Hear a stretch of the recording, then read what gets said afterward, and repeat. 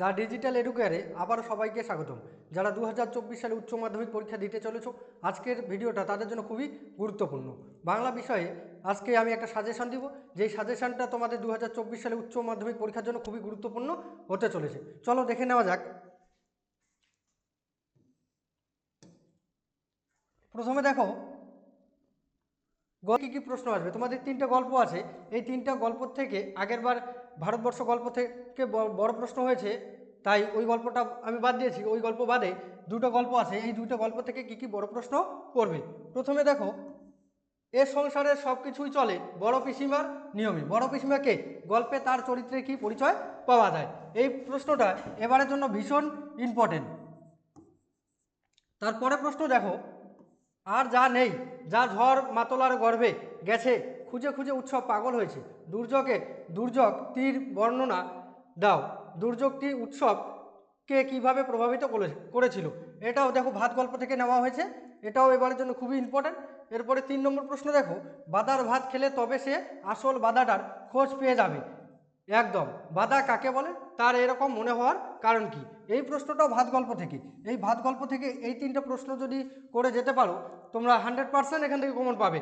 তারপরে প্রশ্ন দেখো 4 নম্বর, দিন দিন কেমন যেন হয়ে যেতে লাগলো মৃত্যুঞ্জয়। মৃত্যুঞ্জয় কেমন হয়ে যেতে লাগলো, তার এমন হয়ে যাবার কারণ কি? এটা কে বাঁচে গল্প থেকে নেওয়া হয়েছে। তারপরে প্রশ্ন দেখো, ভুরি ভোজনটা অন্যায়, কিন্তু না খেয়ে মরাটা উচিত নয়। বক্তাকে এই বক্তব্যের মধ্য দিয়ে বক্তার চরিত্রের কোন দিকটি আভাসিত হয়েছে? এই প্রশ্নটাও কে বাঁচে থেকে নেওয়া আছে।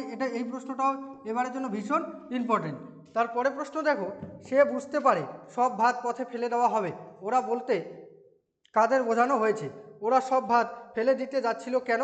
সে কে? বুঝতে পেরে সে কি করেছিল? এই প্রশ্নটাও ভাত গল্প থেকে নেওয়া হয়েছে। তারপরে প্রশ্ন দেখো, মৃত্যুঞ্জয়ের বাড়ির অবস্থা শোচনীয়। মৃত্যুঞ্জয়কে তার বাড়ির অবস্থা শোচনীয় কেন? এটাও কে বাঁচায় থেকে নেওয়া হয়েছে। গল্পের থেকে তোমরা এই 7টা প্রশ্ন ভালো করে পড়ো, আমি গ্যারান্টি দিচ্ছি যে এই 7টা প্রশ্নের থেকেই এবার বাংলা বিষয়ের গল্পের প্রশ্নপত্র হবে। তারপরে দেখা যাক কি আছে।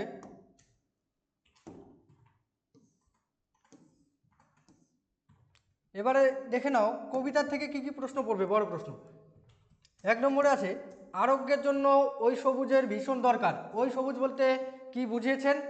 সেই সবুজকে পাওয়ার জন্য কবি কি কি নির্দেশ দিয়েছেন? এটা আমি দেখি কবিতার থেকে নেওয়া হয়েছে। এই প্রশ্নটা এবারের জন্য খুবই গুরুত্বপূর্ণ। এরপরে প্রশ্ন দেখো 2 নম্বরে কি আছে, আমাদের দরকার শুধু গাছ, বক্তাকে তার গাছ দেখা দরকার কেন? এটাও আমি দেখি থেকে নেওয়া হয়েছে, এটাও এবারের জন্য খুবই গুরুত্বপূর্ণ। তারপরে দেখো 3 নম্বর প্রশ্ন কি আছে, আমি তা পারি না, কবি কি পারেন না? যা পারি কেবল, কবি কি পারেন? এটা ক্রন্দনরতা জননীর কাছে কবিতা থেকে নেওয়া হয়েছে। তারপরে প্রশ্ন দেখো কি আছে, আমার ক্লান্তির উপরে ঝরুক মহুয়ার ফুল। আমার বলতে কাকে বোঝানো হয়েছে? এমন কামনার কারণ কি? এটা মহুয়ার দেশ কবিতার থেকে নেওয়া হয়েছে। পরে প্রশ্ন দেখো, সে কখনো করে না বঞ্চনা। কে কখনো বঞ্চনা করে না? কবি কিভাবে সেই ভাবনায় উপনীত হলেন? এই প্রশ্নটা রূপনারায়ণের কুলে কবিতা থেকে নেওয়া হয়েছে। পরে প্রশ্ন কি আছে 6 নম্বর দেখো, মৃত্যুতে সকল দেনা শোধ করে দিতে বক্তাকে মৃত্যুতে সকল দেনা বলতে কি বোঝানো হয়েছে? দেনা কবি কিভাবে শোধ করতে চেয়েছেন? এটাও রূপনারায়ণের কুলে কবিতা থেকে নেওয়া হয়েছে। কবিতার থেকে তোমাদের এই 6টা প্রশ্ন পড়ো। এই 6টা প্রশ্নের মধ্যে এবার উচ্চ মাধ্যমিক পরীক্ষায় একটা বড় প্রশ্ন থাকবে কবিতার থেকে।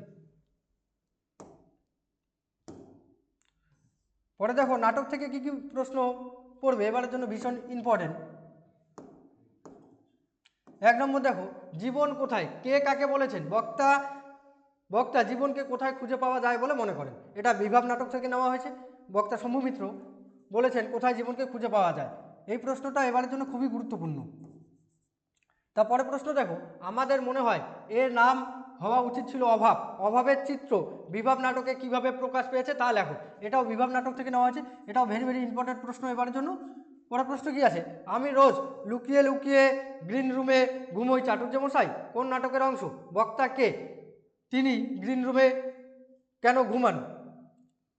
এই প্রশ্নটা নানা রঙের দিন নামক নাটক থেকে নেওয়া হয়েছে। তোমাদের 2টো নাটক আছে, 2টো নাটক থেকেই প্রশ্ন থাকে। যে কোনো একটা নাটক যদি ভালো করে করো তাহলে প্রশ্ন কমন পাবে। পরে প্রশ্ন দেখো, নানা রঙের দিন নাটকের মঞ্চসজ্জা ও নামকরণের সার্থকতা বিচার করো। পরে 5 নম্বর প্রশ্ন কি আছে, বিভাব নাটকের নামকরণ কতটা সার্থক হয়েছে তা বিচার করো। নাটক থেকে এই 5টা প্রশ্ন যদি তোমরা কমপ্লিট করতে পারো এখান থেকে 100% কমন পাবে।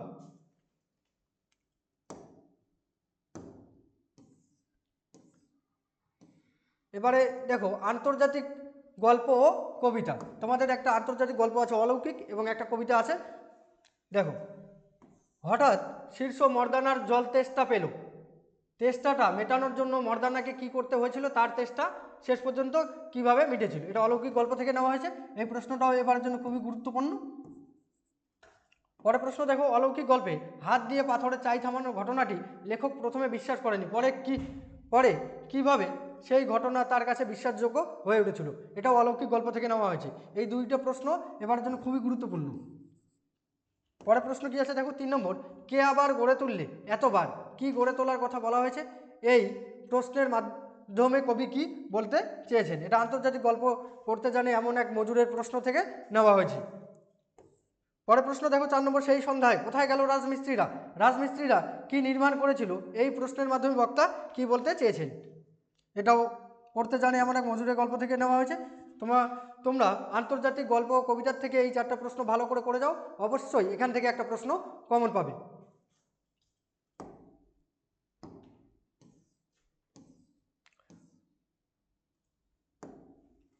আমার বাংলা তোমাদের যে সহায়ক গ্রন্থটা আছে সেখান থেকে বড় প্রশ্ন থাকে, দুইটা বড় প্রশ্ন থাকে। দেখো, প্রথম প্রশ্ন কি আছে, জেলখানাটা পাহাড়ের 3 তলা সমান একটা হাঁটুর উপর, কোন জেলখানা, সেখানে সাধারণ কয়েদিদের উপর কেমন অত্যাচার করা হয়। এই প্রশ্নটা এবারের জন্য খুবই গুরুত্বপূর্ণ। তারপরে প্রশ্ন দেখো, কিন্তু হাতি বেগার আর চলল না, হাতি বেগার আইন কি, তার না চলার কারণ কি। তারপরে প্রশ্ন দেখো, তোমরা হাত বাড়াও তাকে সাহায্য করো, লেখক কাকে কিভাবে কেন সাহায্য করতে বলেছেন। এই যে আমার বাংলা গ্রন্থে যেই গল্পগুলো আছে তার মধ্যে এই যে হাত বাড়াও গল্প থেকে কোনো প্রশ্ন যদি এবার আসে তাহলে এই প্রশ্নটাই আসবে, তাই এই প্রশ্নটা খুবই গুরুত্বপূর্ণ। পরের প্রশ্ন দেখো, নতুন ছাতি মাথায় দিয়ে মহাফুর্তিতে বাড়ির দিকে সে চলল, কার কথা, সে নতুন ছাতি মাথায় ছাতা কিভাবে পেল। পরের প্রশ্ন দেখো 5 নম্বর প্রশ্ন কি আছে, তাতে চ্যাংম্যানের চোখ কপালে উঠল, চ্যাংম্যানকে তার চোখ কপালে ওঠার কারণ কি।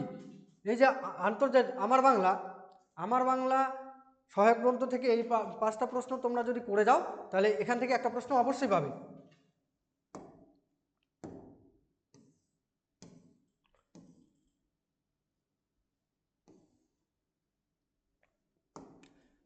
পরে দেখো ভাষা চর্চার থেকে তোমাদের একটা বড় প্রশ্নের উত্তর করতে হয়।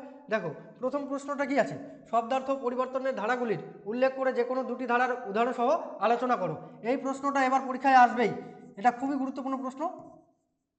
পরের প্রশ্ন দেখো, অবিভাজ্য ধ্বনি কাকে বলে, 2টি অবিভাজ্য ধ্বনির পরিচয় দাও। এই প্রশ্নটাও ভীষণ গুরুত্বপূর্ণ এবার জন্য। পরের প্রশ্ন দেখো কি আছে, ফলিত ভাষা বিজ্ঞানের বিভিন্ন শাখাগুলির উল্লেখ করে যে কোনো একটি শাখার আলোচনা করো। তারপর 4 নম্বর আছে, রূপমূল কাকে বলে, উদাহরণসহ স্বাধীন ও পরাধীন রূপমূলের পরিচয় দাও। ভাষা চর্চার থেকে বা ভাষার পাঠ থেকে তোমরা যদি এই 4টা প্রশ্ন করো এখান থেকে একটা প্রশ্ন অবশ্যই কমন পাবে।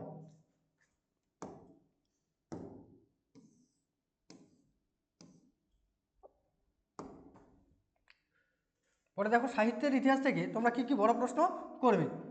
1 নম্বরে আছে, চিত্রকলা চর্চায় নন্দলাল বসুর অবদান আলোচনা করো। এই যে চিত্রকলা চর্চায় একটা পার্ট আছে, ওখান থেকে নন্দলাল বসুর অবদান এবার জন্য খুবই গুরুত্বপূর্ণ। তারপরে আছে, চিত্রকলা চর্চায় যামিনী রায়ের অবদান। চিত্রকলা থেকে এই 2টা প্রশ্ন অবশ্যই করো, যদি চিত্রকলা থেকে প্রশ্ন হয় এবার এই দুটোর মধ্যেই হবে। পরে কি আছে, পট বলতে কি বোঝানো হয়েছে, এই শিল্প ধারাটির একটি পরিচয়মূলক বিবৃতি প্রস্তুত করো। এই পট বলতে কি বোঝানো হয়েছে, এই শিল্প ধারাটির একটি পরিচয়মূলক বিবৃতি প্রস্তুত করো। এই ধরনের প্রশ্ন পরীক্ষায় অনেক সময় হয়ে থাকে। পরের প্রশ্ন কি আছে দেখো, বাংলা চলচ্চিত্রের ইতিহাসে ঋত্বিক ঘটকের অবদান আলোচনা করো। বাংলা চলচ্চিত্র ইতিহাসে 4 জন পরিচালক আছে, তার মধ্যে আগের বছর 2023 সালে পরীক্ষায় সত্যজিৎ রায় চলে এসেছে, তাই এবছরের জন্য ঋত্বিক ঘটক, মৃণাল সেন, আর একটা আমি এখানে সাজেশনে দিইনি তপন সিংহ, এই 3টা খুবই গুরুত্বপূর্ণ। পরের প্রশ্ন কি আছে দেখো, চিকিৎসা বিজ্ঞানের ইতিহাসে কাদম্বিনী গাঙ্গুলির অবদান আলোচনা করো। কাদম্বিনী গাঙ্গুলি, এই প্রশ্নটাও এবার জন্য খুবই গুরুত্বপূর্ণ। তারপরে দেখো, চিত্রকলা চর্চায় জোড়াসাঁকো ঠাকুরবাড়ির অবদান আলোচনা করো। জোড়াসাঁকো ঠাকুরবাড়ি চিত্রকলা চর্চায় অবদান। পরের প্রশ্ন আছে, লোকসঙ্গীতের ধারাগুলির নাম উল্লেখ করে যে কোনো একটি ধারার পরিচয় দাও। 9 নম্বর প্রশ্ন, ক্রিকেটে সৌরভ গাঙ্গুলির অবদান আলোচনা করো। এই প্রশ্নটা অন্যভাবে হতে পারে, আন্তর্জাতিক একজন ক্রিকেটারের নাম, আন্তর্জাতিক স্তরের একজন ক্রিকেটারের সম্পর্কে লেখো। তারপর 10 নম্বর আছে, চিকিৎসা বিজ্ঞানের ইতিহাসে বিধানচন্দ্র রায়ের অবদান। এই 10টা প্রশ্ন যদি তোমরা করে যেতে পারো তাহলে সাহিত্যের ইতিহাস থেকে যে 2টা প্রশ্ন লিখতে হবে অবশ্যই এখান থেকে পেয়ে যাবে।